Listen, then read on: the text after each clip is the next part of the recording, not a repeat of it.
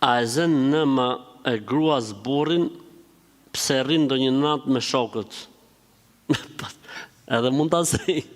Edhe mund ta zej, që s'bova ki. Edhe mund ta zej. A e kuptot pyetjen? A e zën nëma e gruas burrin, pra mallkimi, se nëm i thon mallkimit. A e zën thot mallkimi i gruas burrin se ai rrin ndonjë natë me shokët, pra vjen me vonesë. Allah, që s'bova ki? Po edhe mund ta zej, ku e diun. Logjikisht, jo, se si ka hyn hak. Nëse jo është përgjigj, në të gjitha kuptimet e fjalës, ekonomikisht, fiziologjikisht, shtratërisht, e kështu me radhë, ne i me shokët, çfarë problemi ka? Pejgamberi alayhis salam tha, o gra, ju thu drejtu grave, ipni tha sadaka, tha, ipni sadaka. Se kom pa tha që jeni më shumë të në xhenem.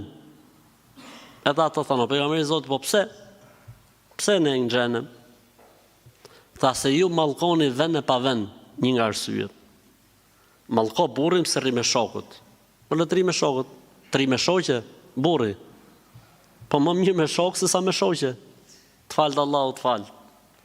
A, kur burri lumen që e bo rrugë këtë punë, rrit not për not me shokët, prapë s'ket pse të mallkosh, merë burrin, ule si burrat, hajde burr tu, po hajde pi një kafe herë bashkë.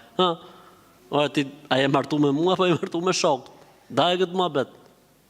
Nëse je martu me mua, duhet vishë në shtëpi shoku.